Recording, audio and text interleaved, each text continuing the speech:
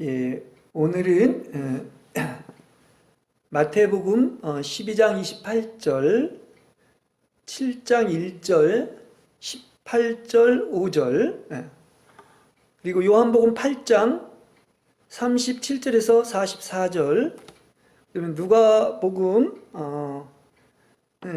7장 36절에서 47절, 그리고 11장 4절, 그리고 로마서 15장 1절에서 2절, 고린도전서 2장 15절에서 16절, 10장 13절, 갈라디아서 6장 2절, 데살로니가전서 5장 14절에서 15절의 말씀에 근거해서 그리스도를 본받은 네 번째 시간입니다.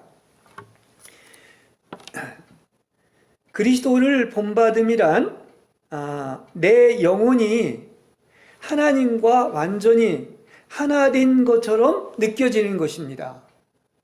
하나님은 나와 지금 한 몸이구나 하는 것을 느끼는 것이 바로 그리스도를 본받음입니다.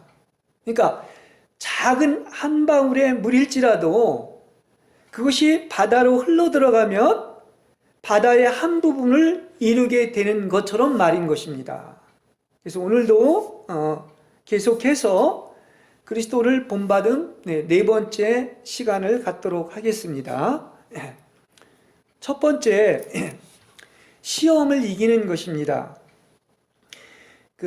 이 세상에 사는 동안 누구에게나 시험은 찾아옵니다. 시험이 없는 것은 인생이 아니죠. 누구에게나 시험은 있습니다. 사람은 크게 보면 이 하나님과 사람 사이에 있는 거예요.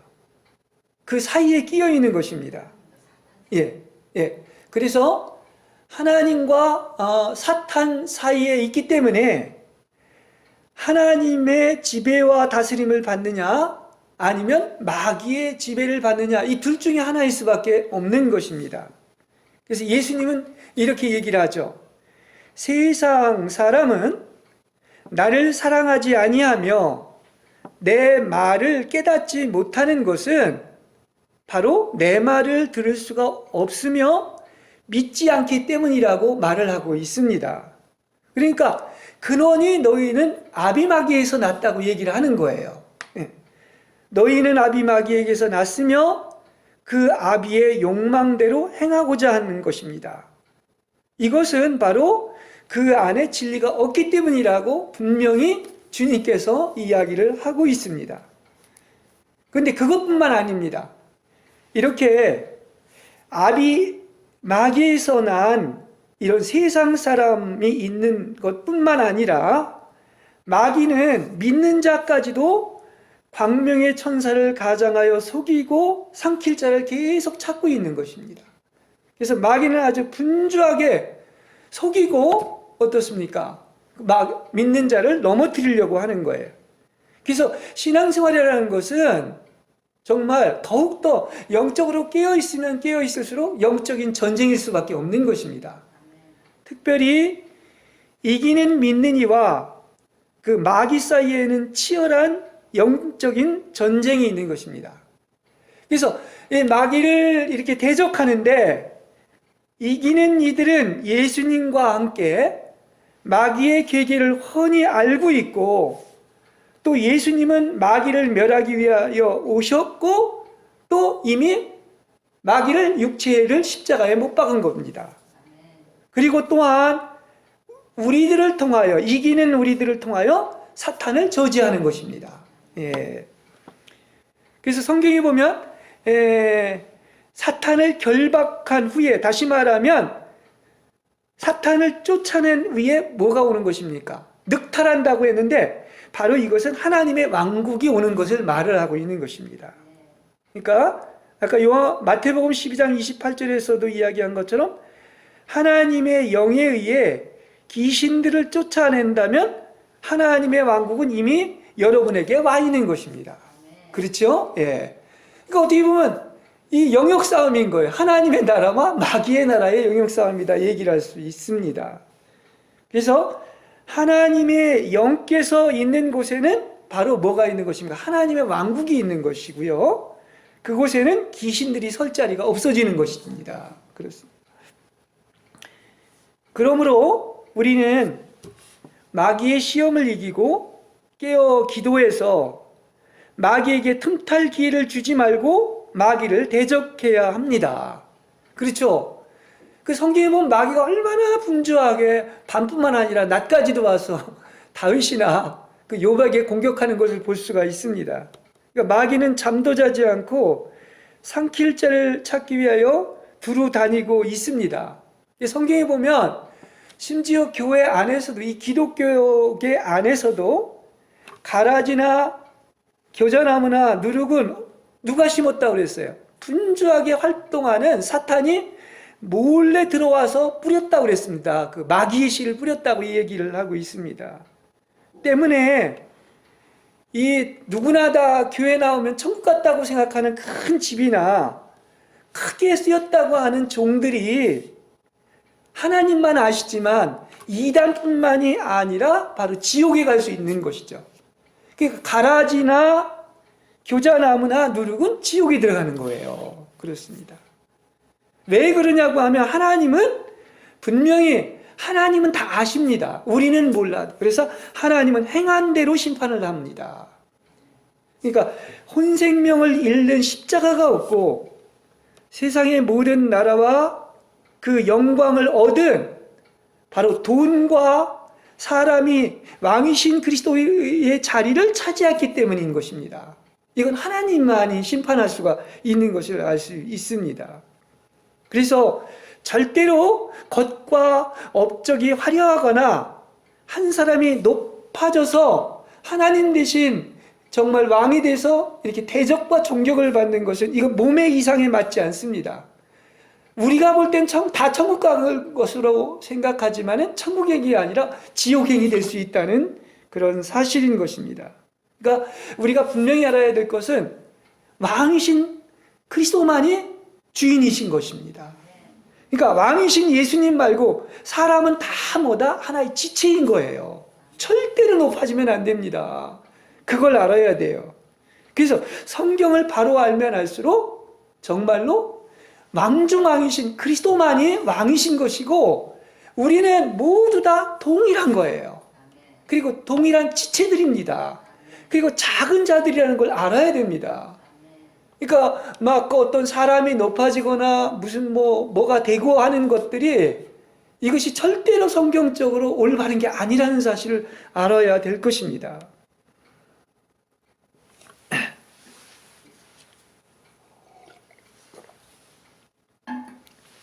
사실 시험을 이기는 것은 쉬운 게 아닙니다. 어렵고 힘듭니다. 왜냐하면 세상의 모든 유혹을 끊어버려야 하기 때문입니다. 그러나 또 반면에 하나님은 심지어 마귀까지도 사용하셔서 하나님의 목적을 이루시기 때문에 시험은 우리에게 큰 유익을 가져다 줍니다. 시험을 통해서 우리는 겸손해지고 정화되고 정결해지며 교훈을 얻게 되는 것이지요. 그렇습니다. 그러나 많은 사람들이 이 시험을 통과하지 못하고 배교하며 신앙을 떠났습니다. 낙오자들이 많이 생깁니다. 그렇죠? 시험을 이겨야 되는데 이기지 못한 자들이 많은 거예요. 여러분 성경을 읽어보면 주여 주여 한 것도 바로 믿는 이들에 대한 얘기였고 예언도 하고 주의 이름으로 귀신도 쫓아내고 많은 능력을 행한 것도 바로 뭡니까? 믿는 이 중에 있다는 것을 얘기하고 있습니다. 근데 문제는 어디 있느냐? 악한 일을 일삼았다, 불법을 일삼았다 하는 게 바로 뭐냐면 그것은 믿는다고 하면서도 아버지의 뜻을 행하지 못했기 때문에 천국에 이르지 못한다는 얘기를 하고 있는 겁니다. 성경이 분명히 이렇게 이야기를 해주고 있습니다. 그래서 우리는 아무리 거룩하고 온전한 사람이라 할지라도 언제나 이 땅에 사는 한 시험받을 수밖에 없고 시험이 없는 그런 거룩한 경지나 자유로운 것은 없다는 사실을 알아야 됩니다. 그러니까 우리는 언제나 깨어 기도해야 되고 주 안에 있어야 되는 이유가 여기에 있는 것입니다. 그렇죠? 많은 사람들이 시험을 피하려고 안간힘을 쓰지만 시험 내가 이기려고 할수록 더 깊숙이 빠져드는 것을 알 수가 있습니다. 이 영적인 세계를 잘 몰라서 그래요. 시험을 이기는 방법은 인내와 겸손을 가지고 이 정욕을 지닌 죄와 육체와 자아와 죽음과 사탄과 예창조물을 다 끝내는 것입니다. 근데 이걸 누가 하느냐고 하면 성령이 하시는 거예요. 그죠? 성령이 이렇게 하시는 것입니다. 성령이 죄의 근원을 없앨 때, 끝낼 때 어떻게 되는 것입니까? 우리가 바로 시험을 이길 수가 있는 것입니다. 그렇기 때문에 우리는 자신이 스스로 이기려 해서는 안 되고 성령이 죄와 육체와 자아와 죽음과 사탄과 이 창조물을 처리하도록 온전히 하나님께 내드려야 됩니다. 그리고 대장 예수 그리스도 안에 견고히 서서 대적하면 됩니다. 그러니까 우리가 싸우라는 것이 아닙니다. 여러분은 그리스도 안에 있어야 되는 것입니다. 그렇죠. 이미 예수님이 승리하셨기 때문에. 대적한다는 말은 뭐냐? 내가 나가 싸우는 게 아니라 그 자리를 굳건히 지키는 거예요. 그럼 어느 자리냐? 그리스도 안에 있는 것을 이야기하고 있습니다. 그러니까 대적하라는 것은, 마귀를 대적하라는 것은 이미 예수님이 2000년 전에 승리하신 것입니다. 그러니까 그 자리, 그 승리한 자리, 예수 안에 있고 바로 이미 예수님이 승리했음을 믿고 그리스도가 사망 권세를 삼키고 마귀를 십자가에 못 박았음을 감사하고 찬양하는 거예요. 그게 바로 마귀를 대적하는 것이다 얘기를 할 수 있습니다. 그러니까 우리는 뭐 하면 된다? 내가 막 고민하지 마시고 싸워서 이기려고 하지 마시고 그 자리에 서서 예수님 안에서 어떻습니까? 그분의 승리를 언제든지 찬양하고 감사하고 개가의 노래를 부르면 되는 겁니다. 예. 그리고 시험이야말로 우리의 존재를 있는 그대로 다 알려주는 사실이에요. 시험이 없다면 우리가 이렇게 타락한 존재인지를 모른단 말입니다. 마귀는 우리의 가장 큰 약점을 너무나도 잘 알고 있기 때문에 그래서 그걸 집중적으로 공격을 합니다. 근데 하나님도 그런 한두 가지의 그 인간으로 할 수 없다는 것을 알게 하셔서 또 하나님께 온전히 맡기게 하는 이런 훈련을 시키는 거예요. 마귀는 그걸 공격하지만 그렇습니다. 그래서 우리가 이런 것들이 있죠. 그런 대표적인 것들이 우리의 자아, 재물, 정욕, 교만, 용서하지 못함, 이런 욕심 등 있죠. 이 한두 가지 약점이 있는데 마귀는 또 그걸 집중적으로 공격을 하는 것을 알 수 있어요. 마귀도 너무 잘하니까. 근데 하나님은 또 어떻게 하느냐? 그걸 통해서 모든 걸 내려놓고 완전히 하나님께 맡기게 하는 거예요. 그래서 하나님이 모든 걸 다 이루시고 승리하게 하시는 것입니다. 할렐루야. 네, 그렇습니다. 그래서 우리는 무엇보다도 이렇게 적이 우리 마음속에 침투하기 전에 제압해야 됩니다. 그렇죠? 병도 쉽게 얘기하면 초기에 다스려야지 늦으면 약발이 듣지 않는 것과 마찬가지일 것입니다. 특히 마귀는 이러한 그 욕망이라고 하는 예창조에 속한 것을 가지고 이 사람의 생각을 통해서 계속 공격하는 것입니다. 영적 전쟁이 어떻게 하는 건지를 알아야 됩니다. 그래서 여러분 그리스도가 아닌 일체의 육신의 생각을 피하시기 바랍니다. 그랬죠? 제가 항상 이 사람의 생각은 마귀가 공격하는 하나의 루트다. 그렇죠? 생각을 통해 들어온다. 그러니까 사람의 생각에서 나오는 사상이나 이론은 바로 항상 제가 얘기한 것처럼 마귀의 견고한 성, 진으로 이 모든 것들을 사로잡아 그리스도께 복종하시기 바랍니다. 이 말은 바로 뭐냐? 아예 생각을 하지 말라는 거예요. 그렇습니다. 더럽고 어둡고 추하고 악한 생각은 이게 마귀와 가깝기 때문에 마귀가 좋아하는 것이고 마귀가 공격하는 거예요. 그런 생각, 그 육신에 속한 생각을 하지 말아야 됩니다. 근데 어떤 얘기를 해줘도 바로 모든 걸 사로잡아서 그리스도께 복종하라고 했는데 자꾸 그 문제를 가지고 생각을 하는 거예요. 내가 구원을 받을 수 있는지 없는지, 또 죄가 있는지 없는지, 이거 도돌이표 하는 거예요. 오직 뭐 하라고요? 다 그런 걸 사로잡아서 그리스도께 복종해야 됩니다. 이 말은 오직 하나님만을 믿고 바라보고 신뢰하는 여러분 되시기 바랍니다. 그러니까 그리스도 안에 있으면 문제가 해결된다는 것을 이야기하고 있습니다. 근데 자꾸 믿지 못하고 또 도돌이표가 돼서 죄에 대해서 생각하고 내가 이거 천국 갈 수 있나 지옥 갈 수 있나 이런 것들이 자꾸 마귀가 공격하는 거예요. 그렇죠? 이것은 다시 말하면 주님이 이미 여러분의 죄를 그리스도의 보혈로 깨끗이 사해 주셨고 구원해 주셨다는 견고한 사실을 믿어야 되는 것입니다. 그걸 믿어야지요. 그 확실한 것. 왜 확실한 것이 있는데 불확실한 것들을 가지고 자꾸 의심을 합니까? 그게 마귀의 공격이라는 사실을 아시기를 바랍니다. 무슨 얘기인지 아시겠죠? 예. 그래서 여러분의 생각에 악한 새가 둥지를 틀지 못하도록 생각하지 마시고 그 시간에 성경을 묵상하고 주를 바라보고 주와 교제하는 여러분이 되시기를 바랍니다. 이게 영 안에서 교통하는 거예요. 생각을 통해 절대 하나님을 알 수가 없기 때문에 그렇게 얘기한 것입니다. 그렇죠? 너무 생각 속에 빠져들어가시 안 좋은 거예요. 마음속에 있는 생각에 악한 원수가 밀고 들어와서 자리를 잡지 못하도록 언제나 여러분은 영 안에서 그리스도 안에 견고히 서 있는 여러분이 되시기를 바랍니다. 그렇지, 이게 바로 마귀를 대적하는 거예요. 그래서 사탄의 통로는 아까 뭐라고 그랬습니까? 생각이죠. 그 생각 사용하지 마시고 뭡니까? 영을 사용해서 하나님과 접촉하시면 승리하는 거예요. 그렇습니다. 그리고 분명히 알아야 될 사실은 아무리 사탄이 그렇게 시험한다 할지라도 그게 다 하나님의 손 안에 있습니다. 그렇기 때문에 사탄은 결코 우리를 어떻게 할 수 없어요. 하나님의 자녀를 건들 수가 없습니다.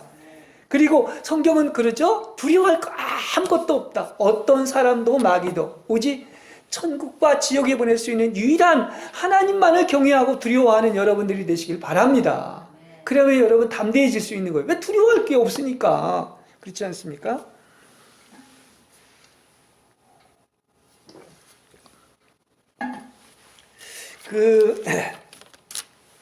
이 마귀의 시험도 크게 보면 다 하나님의 손 안에 있습니다. 그렇죠? 다 하나님 안에 주권 속에 있는 거예요. 절대적인 주권 속에. 우리가 쉽게 욥을 보시기 바랍니다.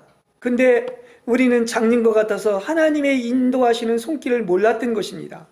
하나님이 허락을 하셨죠, 욥에게. 그렇죠? 예. 근데 왜 그렇게 여러분 한 것입니까? 그걸 통해서 결국은 욥을 온전히 만들기 위해서 그렇게 도구로 쓰신 거예요. 그걸 알 수가 있습니다. 우리에게는 큰 시험, 작은 시험, 가벼운 시험, 어떤 사람은 큰 시험이 오고 나중에 이제 작은 시험도 오고, 어떤 사람은 작은 시험이 오고 나중에 큰 시험이 오고, 어떤 사람은 아주 시험이 많고 어떤 사람은 시험이 별로 없을 수도 있어요. 이건 하나님의 주권입니다. 그래서 여러분의 모든 일이 얼마나 많고 얼마나 길며 얼마나 무거우며 어느 정도인가까지도 다 하나님께서 청량하셨다는 사실을 아시길 바랍니다. 그렇습니다. 하나님은 다 알고 계십니다. 그렇죠? 마귀도 뭐 너무 잘 알죠. 그러니까 어떻습니까? 다 그 안에서 하나님이 계산하셔가지고 모든 일이 합력해 선을 이루는 거예요. 목적을 이루기 위한 것이다 하는 걸 알 수 있습니다. 그러니까 여러분은 언제나 하나님을 믿어야 돼요. 뭐냐? 마귀는 모르는 게 있어도 하나님은 다 아십니다. 다 청량하셨습니다. 그리고 하나님의 손 안에 있다는 이 엄청난 사실을 믿으시기를 바랍니다. 이게 바로 뭐다? 하나님의 섭리고 하나님의 절대적인 주권인 거예요. 그렇죠. 그래서 크게 보면 하나님께서 자신이 택하신 자들로 하여금 최종적인 구원을 얻도록 하기 위하여 그 섭리에 따라 안배하신 결과임을 믿으시길 바랍니다. 로마서 9장에도 나오는 것처럼 여러분이 하나님의 섭리와 손길과 주권 속에 있다는 것을 알면 엄청난 힘을 얻을 수가 있습니다. 다 뭡니까? 결국은 하나님의 뜻대로 되기 때문이에요. 그리고 우리에겐 주님의 긍휼과 은혜가 이미 임한 것입니다. 이러한 축복이 온 거예요. 그래서 하나님은 누구보다 나를 잘 알고 아는 지혜롭고 공의로운 분임을 아시기를 바랍니다. 그래서 우리 각자에게 주어진 것이 하나님이 주신 가장 좋은 것임을 믿으시길 바랍니다. 그게 무슨 얘기냐고 하면은 지내놓고 보면 나에게 지금까지 살아왔던 모든 것들이 뭐 시험서부터 영경서부터 고난서부터 가장 우리를 잘 알고 있고 필요해서 주신 거예요. 그 시험까지도 그렇다는 사실을 아시기를 바랍니다. 이게 깊은 깨달음인 거예요. 그래서 사람마다 이렇게 다루시는 것도 다르고 시험 당하는 것도 모두 다릅니다. 그렇기 때문에 시험 받을 때 어떻게 하라고 그랬어요? 절망해서는 안 되고 또 다른 사람과 비교하지도 말고 하나님이 안배하신 것임을 믿으시고, 그래서 하나님께서 우리를 도와주시고 모든 것이 합력해 선을 이루고 목적을 이룬다는 사실을 생각하시고 주님께 간절히 기도하시기를 바랍니다. 예. 성경이 그러죠. 고린도전서 10장 13절에 보면 하나님은 미쁘사, 다시 말하면 신실하신 하나님으로서 우리가 감당 못할 시험당함을 허락하지 않는다고 그랬어요. 그리고 시험을 당해도 시험과 함께 벗어날 길도 마련해 주시어 반드시 견딜 수 있게 하는 거예요. 또 견뎌야지만 상급이 오는 것입니다. 훈련이고 연단인 거예요. 그렇죠? 그러므로 우리는 어떻다? 언제나 하나님의 손 아래에서 우리 자신을 낮춰야 됩니다. 그게 하나님으로부터 온 것을 알았다고 한다면 어떻습니까? 뭐 하라고 그랬어요? 하나님의 손 안에서 순복하라고 그랬어요. 그렇지 않습니까? 결국 하나님의 목적을 달성하신 후에 우리를 건져내시어 구원의 노래를 소리 높여 부르게 하시는 것입니다. 할렐루야.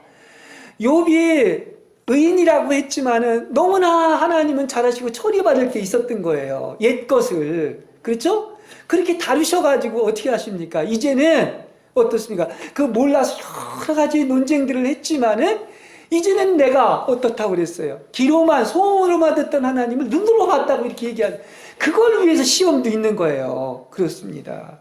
마귀가 얼마나 시험을 했어요. 그렇죠? 예. 그러나 결국은 목적은 어디에 있었어? 하나님을 눈으로 보는, 영으로 보는 세계가 열린 것입니다. 예. 그래서 우리가 시험을 통과하고 나면 복된 하나님과 하나 된 그 연합의 시간이 온다는 사실을 아시길 바랍니다. 시험을 통과하시기 바랍니다. 하나님의 힘으로 넉넉히 통과합니다. 시험 통과하고 나면 반드시 축복이 온다는 사실을 아시기를 바랍니다. 그래서 하나님이 선택한 자녀가 잘못되는 일은 절대 없는 거예요. 그걸 믿으시기 바랍니다. 사람이 어느 정도나 낮아지고 온유하고 진보했는지는 이렇게 시험과 시련을 통해서 검증되는 것이고, 그래서 이게 과정 속에 있어야 되는 거예요. 그걸 전공해야지 이수해야 되는 거 아닙니까? 그리고 시련을 거치지 않은 믿음은 없으며 그때 영적인 광대한 세계로 나간 젖과 꿀이 흐르는 땅도 그 과정을 통해서 나가는 겁니다. 우리는 언제나 연약한 질그릇으로서 작은 일에도 우리 스스로는 넘어질 수 있다는 것을 기억하시고 언제나 질그릇 속에 담겨있는 보화이신 그리스도만을 의지하시기를 바랍니다. 이게 겸손한 자세인 거예요. 언제나 하나님. 그래서 이 부활 생명의 크고 탁월한 능력은 하나님께 속한 것이지 우리에게서 나온 것이 아닌 것입니다. 그러니까 이거 계속 그 얘기를 하는 거예요. 모든 것이 그리스도만으로 하나님만이 하신다. 그러니까 하나님이 모든 것을 하신 것이다. 내가 스스로 하는 것이 아닌 것이다. 그렇습니다. 그래서 이렇게 겉사람이 죽고 십자가에 못 박히고 하나님과 깊이 연합되어 있다면은 이제는 마귀는 시험할 방도가 없어지는 것입니다. 그렇죠? 그래서 왜 자꾸 십자가를 얘기하고 자아와 육체와 세상과 모든 것이 끝내야 되느냐고 하면은 바로 사탄을 이기는 장소는 십자가에 있기 때문에 그런 거예요. 모든 사탄이 언제 못 박혔어요? 예수님이 십자가 육체가 못 박힐 때 못 박혔기 거 아닙니까? 그러니까 이기는 장소가 십자가란 말입니다. 예.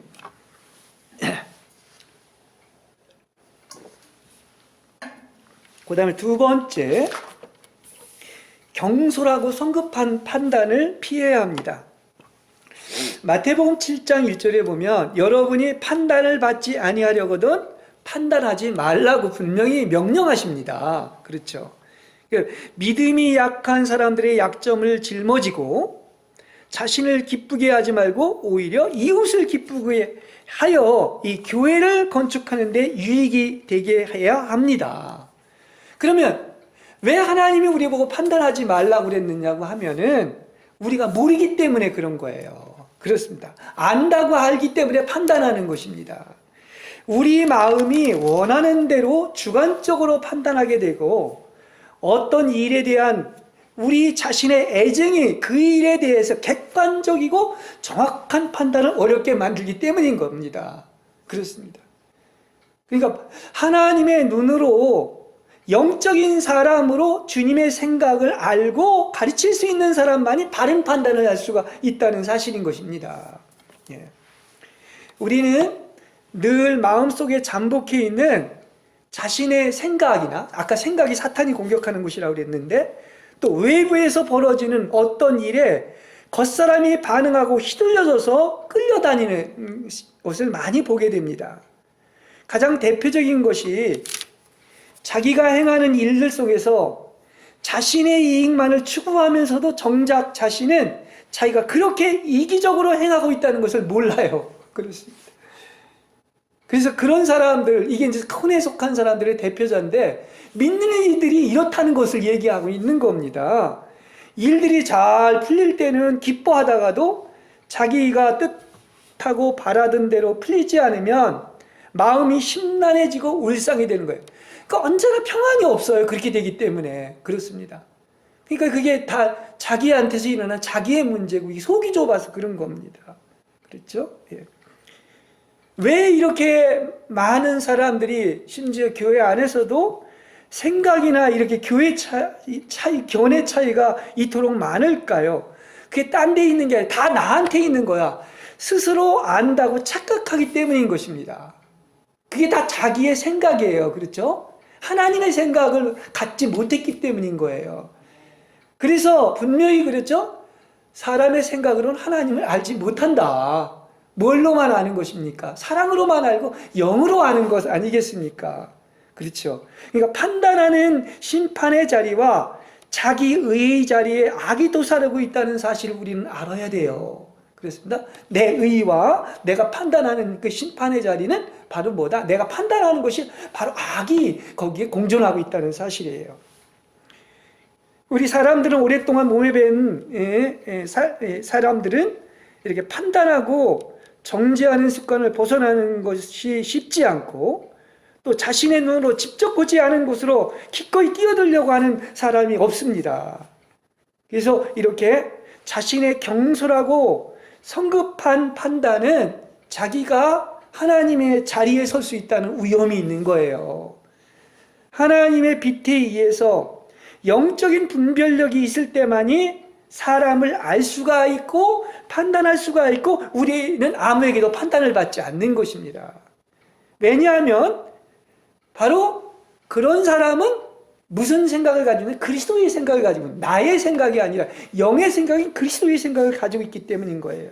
그러므로 우리는 그리스도의 생각을 가진 신령한 사람, 영의 사람이 되시길 바랍니다. 이때만이 바로 알 수 있다는 사실이에요.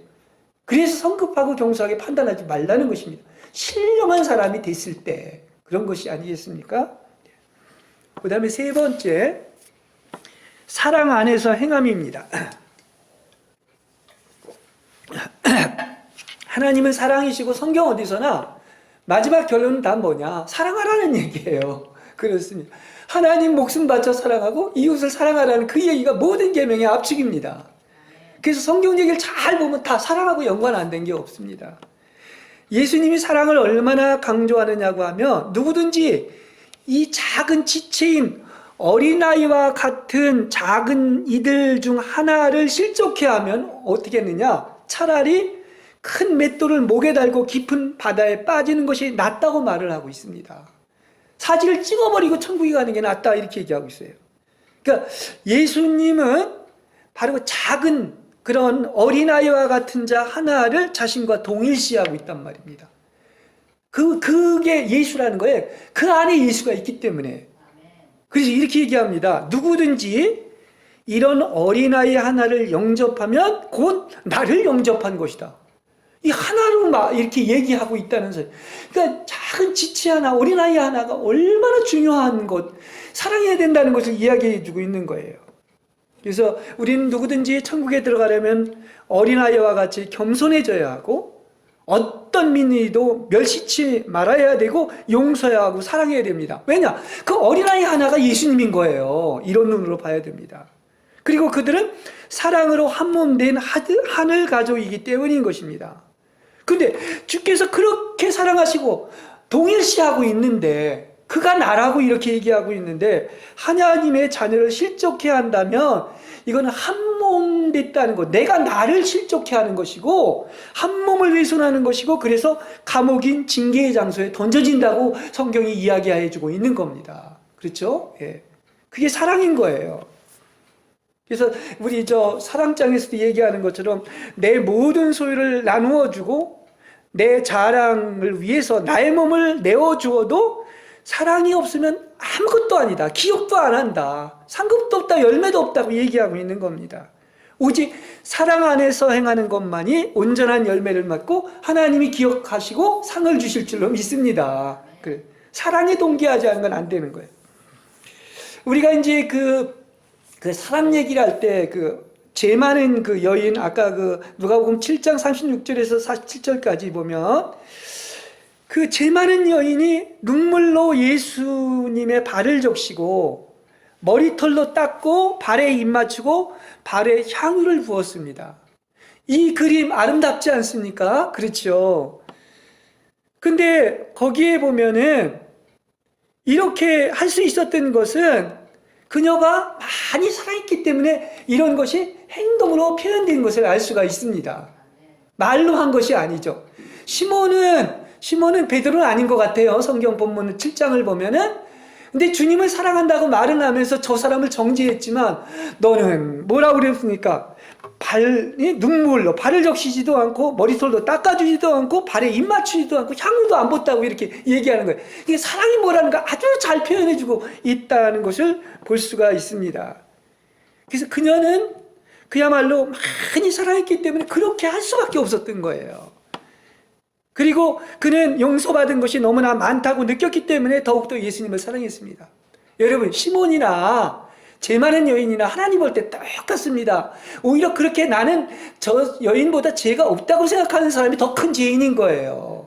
하나님 볼 때 똑같은 죄인이란 말입니다. 그렇죠? 왜냐하면 우리는 죄인으로서 죄의 빚을 갚을 길이 도무지 없는 거예요. 그런데도 불구하고 조건 없이 우리를 사랑하시고 핏값으로 사해 주셨기 때문에 내가 죄인이라는 것을, 이렇게 죄가 많은데 탕감받은 것이 많은 것을 알기 때문에 바로 뭡니까? 그래서 주님을 더욱더 사랑할 수 있었던 거예요. 그러니까 죄가 많은 것을 아는 사람이 주님을 더 사랑하는 것이고 탕감받은 것이 더 많다는 것을 아는 사람이 주님을 사랑하는 것 아니겠습니까? 내가 죄인이라는 것을 알기 때문에 그런 것입니다. 그래서 이렇게 하나님의 사랑을 아는 자만이 더욱더 하나님을 사랑할 수 있는 거예요. 그래서 그런 얘기도 하지 않습니까? 죄가 많은 곳에 은혜가 더욱 풍성하다 하는 것을 이야기하고 있는 것입니다. 그러니까 죄 많은 우리는 이렇게 시몬이 되지 마시고 이 죄 많은 여인이 바로 누구냐? 내가 되면 좋은 것입니다. 하나님이 이처럼 나 같은 죄인을, 지옥 가야 될 죄인을 이렇게 사랑한다는 것을 알기 때문에 우리의 전부인 향유를 보고 주님을 사랑할 수가 있는 거예요. 그러니까 사랑을 아는 자만이 사랑할 수 있다는 사실인 것입니다. 사랑을 모르면 사랑하라고 해도 못해. 그래서 사랑은 능력인 거예요. 그렇지 않습니까? 사랑을 아는 자만이 사랑할 수 있는 것입니다. 그래서 아무나 사랑하는 게 아닙니다. 사랑은 아무나 뭐 그런 노래도 있는 것처럼 그렇습니다. 보십시오. 많은 경우에 사랑이라고 하지만 그것이 사랑이 아닌 경우가 너무나 많은 거예요. 누가 봐주는 거야? 하나님이 봐주시는 거야. 외견상 사랑인 것처럼 보이지만 그 중심에서는 사실 육체의 소욕이거나 나의 의지이거나 보상에 대한 기대 심리나 이기적인 욕심의 동기로 작용하는 경우가 얼마나 많습니까? 그렇죠? 이건 영적인 사람이 있을 때 알 수 있는 거예요. 사랑을 아는 사람만이 아는 거예요. 이기적인 동기를 갖거나 자아가 파쇄되지 않은 사람은 이 사랑을 몰라요. 그렇습니다.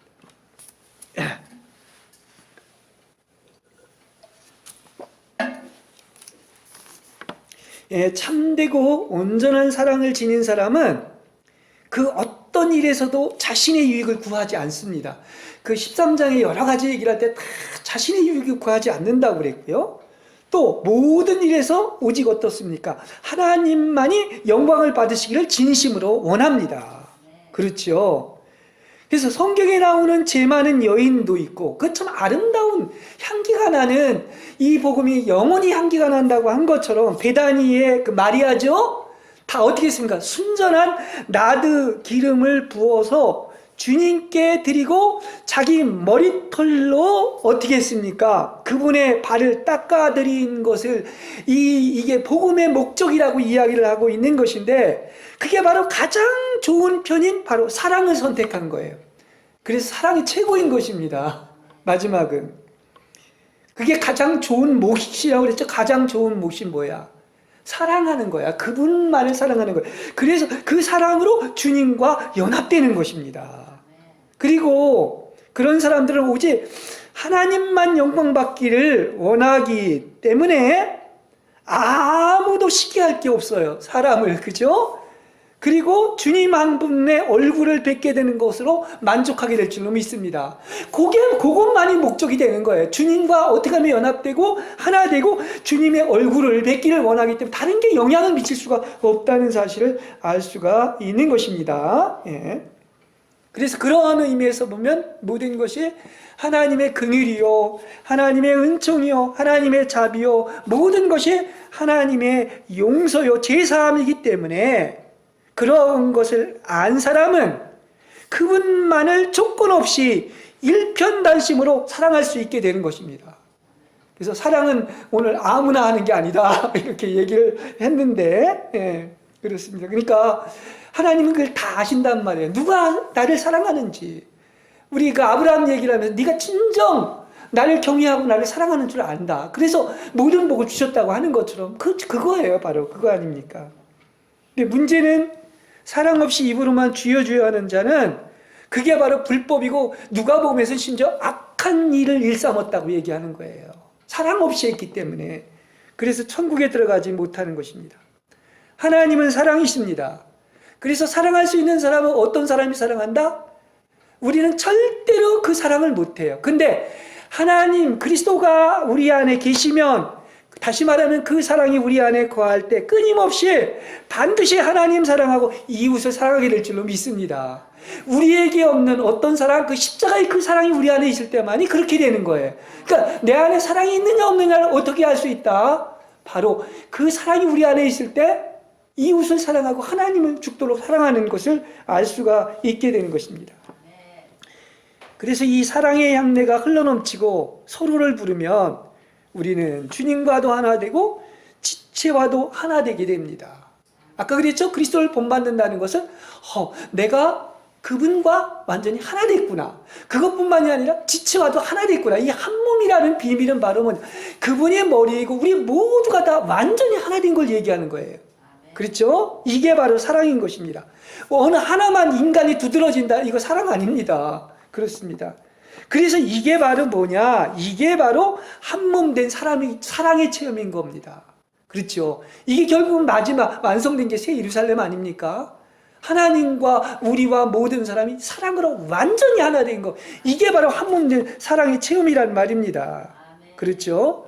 그래서 우리가 하나님만 사랑한다면 이웃도 사랑할 수 있을 것이고 또 그분은 당신의 영을 끊임없이 넓히실 것이며 이렇게 주와 한 몸 된 자를 위하여 베푸신 은혜가 어찌 그리 크지요. 예, 성경의 사람들이 이런 고백을 하지 않습니까? 그래서 주님만 더 깊이 사랑하면 사랑할수록 아무도 모르는 둘만의 그 은밀하고 깊은 세계, 그 4차원의 넓은 사랑의 세계가 이를 것이고 다른 모든 것들은 다 사라지고 또 그분의 얼굴을 맞대고 보게 될 줄로 믿습니다. 이게 사랑이 다 완성된 거예요. 그죠? 사랑이 오면 부분적인 것들이 다 사라지고 사랑이 오면 다 이루어진 완성된 것이고 제일 좋은 것이 이루어진 것이고 뭐라고 그랬습니까? 그분의 얼굴을 맞대고 본다고 한 것이에요. 그게 얼굴을 맞대고 보는 것입니다.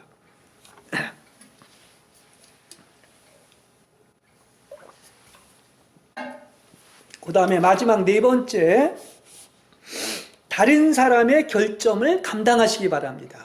네. 짐을 같이 지란 얘기예요. 네, 이게 사랑입니다. 네. 자기 자신이나 다른 사람들 속에 잘 고쳐지지 않는 결점들이 있다면 고치려 하지 마시고 하나님께서 그것을 바꾸어 주실 때까지 인내로서 감당하고 짐을 서로 지는 것이 마땅합니다. 이 제 얘기가 아니라 성경 얘기를 해드린 거예요. 그렇죠? 내가 고치려고 하지 마세요. 그리고 그러한 결점들이 있는 것은 우리에게 오히려 훈련이 돼요. 인내나 연단을 배우는데 유익이 됩니다. 상급이라고 하는 것이 공짜로 주어지는 게 아니에요. 그렇죠? 값을 치르고 역경을 당하고 연단과 인내 가운데 주어지는 거예요. 참음과. 그렇죠? 왜 주기도에서도 그러지 않습니까? 우리가 우리에게 죄 지은 자를 용서해 준 것 같이 우리도 우리의 죄를 용서해 주십시오. 그러니까 우리가 나에게 죄로 빚 지은 사람들을 용서해 줄 때 하나님도 우리를 용서해 준다는 이 얘기입니다. 이건 다 무슨 얘기냐? 다른 사람이 죄가 있고 빚이 있을 때 그거에 대해서 어떻습니까? 다 그걸 내가 감당할 때 하나님도 나를 용서하고 감당해 주신다는 거예요. 이렇게까지 얘기할 수 있는 것입니다. 그러니까 어떤 사람에게 결점과 약점들이 무엇이든 한두 번은 이렇게 권면하시고 말을 들으려 하지 않는다면 그 사람과 논쟁하지 마시고 하나님께 맡겨서 하나님께서 자신의 모든 종들을 통해 뜻을 이루시고 영광받게 하시길 바랍니다. 우리가 영광받는 게 아니라 하나님이 영광받게 해야 돼요. 그럼 하나님이 하시게 해야 된다는 것입니다. 그렇죠? 왜 그래요? 하나님같이 잘하는 분이 어디 있습니까? 그렇죠? 그러니까 하나님은 어떻게 해야 그 악을 선으로 바꿀 수 있는지를 잘 아시는 분입니다. 그 요셉이 말입니다. 하나님의 은총이 임하니까 어떻게 됩니까? 어떻게 돼요? 오히려 자기가 상처받은 자이지만 상처 입힌 자들 다 위로할 수 있는 거예요. 이게 하나님이 함께하기 때문에 이런 일이 생기는 거예요. 이걸 다 누가 한 거예요? 하나님이 그에게 은혜를 주시고 그를 함께 하셨기 때문에 이런 놀라운 역사가 있다는 사실인 것입니다. 그렇죠? 그러니까 상처를 내가 아무리 받았어도 하나님의 은혜와 은총이 임하면 어떻게 다 사랑하게 되는 거예요. 그렇죠? 예. 그리고 그들을 위로해 줄 수가 있다는 말입니다. 왜 우리가 다른 사람의 결점과 약점을 무엇이든지 인내로서 감당해야 하느냐? 사실 우리에게도 다른 사람들이 참고 감당해야 될 많은 결점과 약점들이 있기 때문입니다. 그걸 모를 뿐입니다. 똑같은 거에 입장을 뒤집어 놓고 생각하면. 그래서 데살로니가 전서 5장 14절에서 15절에 보면 마음이 약한 사람들을 위로하고 연약한 사람들을 붙들어주며 모든 사람들에 대해서 그 결점과 약점을 오래 참고 악을 악으로 갚지 말고 서로에게 가장 좋은 것을 하라고 이렇게 명령하고 있습니다. 내가 나의 유익이 아니라 상대방을 위해서 가장 좋은 일을 하라고. 예, 그래서 내가 하나님이라도 되는 듯이 다른 사람의 결점을 드러내서는 안 됩니다. 지가 하나님이 아니지 않았습니까? 그렇죠? 예. 그러잖아요. 요셉이 그러지 않습니까? 막 그 형제들이 그야말로 그런 죄를 범한 걸 스스로 아니까 저려가지고 그러니까 그 어떤 그 보복을 할까 생각을 했을 때 요셉이 뭐라 합니까? 은혜를 입으니까 그런 생각 하나도 안 하고 내가 하나님이라도 됩니까? 이렇게 얘기한단 말이에요. 그건 다 하나님이 하시는 거라요. 그러면서 심지어 뭐라 합니까? 하나님은 악까지도 선용하셔서 가장 좋은 일을 이루신다고 이렇게 정말 은혜 받은 사람이 아니고 이렇게 얘기할 수가 없는 거죠. 그렇지 않습니까? 예. 우리가 우리 자신조차도 우리가 원하는 모습대로 변화시킬 수 없는데 예. 어떻게 다른 사람을 우리의 마음에 들게 바꾸어 놓을 수 있겠습니까? 그리고 하나님의 생각과 나의 생각은 다른 것입니다. 하나님만이 바꾸어 놓을 수 있고 사람을 심판할 수 있는 자격은 하나님밖에 없는 것입니다. 예. 그래서 다른 사람을 철저하게 뜯어 고치려고 하지 마시고 뜯어 고쳐 놓으려고 하지 마십시오. 그리고 뜯어 고치려면 내 자신을 뜯어 고치시기 바랍니다. 왜냐? 자신이 변화되고 아까 요셉처럼 은혜를 입고 주님이 함께 하신다면 온 세상이 다 새로워지는 거야. 그래서 사랑으로 다 사랑의 눈으로 보게 되는 것입니다. 그리고 위로하고 오히려 나한테 상처를 입힌 사람을 오히려 상처를 치유해주고 위로해줄 수가 있다는 말입니다. 예. 그리고 보십시오. 여러분을 처리하는 사람도 사람이 아니라 하나님이 하시는 거예요. 그런 것입니다. 그리고 우리를 훈련시키는 것도 어떤 사람이 나한테 상처를 주는 게 아니에요. 더 크게 본다고 하면 이건 너무 심한 말인지 모르지만 사람이 한 것이 아니라 하나님이 하신 거예요. 그러니까 사람을 그렇게 보면 안 된다는 사실이에요. 그건 굉장히 높은 단계에 올라간 것입니다. 모든 것이 하나님의 손길 속에서 하나님이 그렇게 한 것이 아니라 아니죠. 사람이 한 것이 아니라 하나님이 그렇게 했다는 것을 보시기를 바랍니다. 우리가 온전하다면 우리가 하나님을 위하여 다른 사람 때문에 고통받을 일이 어디에 있겠습니까? 온전한 사람은 왜냐하면 하나님 이의 것에 영향을 받지 않습니다. 어떤 사람 때문에 어떤 일 때문에 상처를 받지 않고, 그렇죠? 오직 하나님 그분만 사랑하기 때문에 그런 놀라운 은혜와 사랑이 있기 때문에 하나님같이 되는 겁니다. 예. 하나님께서는 우리로 하여금 서로의 짐을 지는 법을 배우도록 정하셨습니다. 이게 이제 계속 간단한 일상생활의 얘기지만 그리스도를 본받는다는 것이 끊임없는 사랑을 실천하는 거예요. 하나님의 그 사랑, 우리에게는 없는. 갈라디아서 6장 2절에 보면 여러분은 서로의 무거운 짐을 져주십시오 그럽니다. 근데 무거운 짐을 상대방한테 지게 하고 가벼운 짐만 내가 지는 게 아니라 오히려 상대방의 무거운 짐을 내가 지라는 얘기예요. 이게 성경에 나오는 얘기입니다.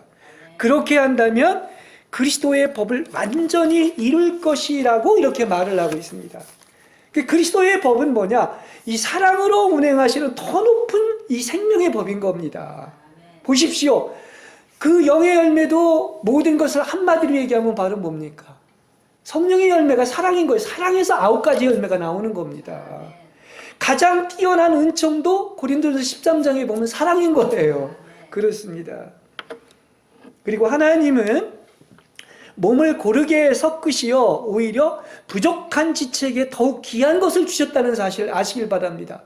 그렇습니다. 이것은 몸 안에서 분열이 없이 오히려 지체들이 서로를 동일하게 돌보도록 하기 위해서 이렇게 하나님께서 몸 안에서 고루 섞었다는 사실을 아시길 바랍니다. 한 지체가 코, 입, 눈이 얼마나 귀한 겁니까? 그렇죠. 서로 연합되지 않고 살 수가 없는 거죠. 그래서 지체를 고루 섞으신 것은 자기 자신만으로는 충분한 사람은 하나도 없다는 사실을 알아야 돼요. 사랑으로, 다시 말하면 결정 없는 사람은 아무도 없고 짐 없는 사람도 아무도 없으며 홀로 온전히 지혜로운 사람도 없는 것입니다. 그죠? 자신만으로는 충분할 수가 없는 거예요. 그렇게 만드셨어요, 하나님이. 그게 사랑입니다. 그게 하나님과 우리의 관계고 지체와의 관계인 것이 아니겠습니까? 그러므로 우리는 어떻게 해야 된다? 서로의 짐을 져주고, 아까도 얘기했지만은 서로의 무거운 짐을 져주고 서로 돕고 권면하며 모든 사람을 인내로 대하는 사랑만이 교회를 온전히 건축할 줄로 믿습니다. 이 몸의 이상은 어떻게 보면 가장 높은 그리스도의 비밀이에요. 그리스도와 교회라는 게 우리와 지체가 완전히 하나 되고 연합되고 합동된 비밀을 얘기하고 있지 않습니까? 그렇습니다. 어떤 사람에게 어느 정도의 경건의 능력이 있는지는 그 순경 때보다 역경의 때에 가장 잘 드러납니다. 그리고 그러면 그럴수록 얼마나 그 사랑의 스케일이 크고 모든 사람을 용서하고 사랑하고 품어주는지 그리스도처럼 사는지 이게 그리스도를 본받는 거예요. 그렇습니다. 그리고 오히려 역경은 그 사람을 연약하게 만드는 것이 아니라 강건하게 만들며 십자가와 고난과 자아의 파쇄를 통과한 사람, 또 나아가서 시험을 통과한 사람은 경건의 능력이 여실히 드러나서 쉽게 다름을 받고 쉽게 느낌을 가지며 쉽게 온전케 되며 다른 사람에게 생명을 공급하게 되는 것입니다.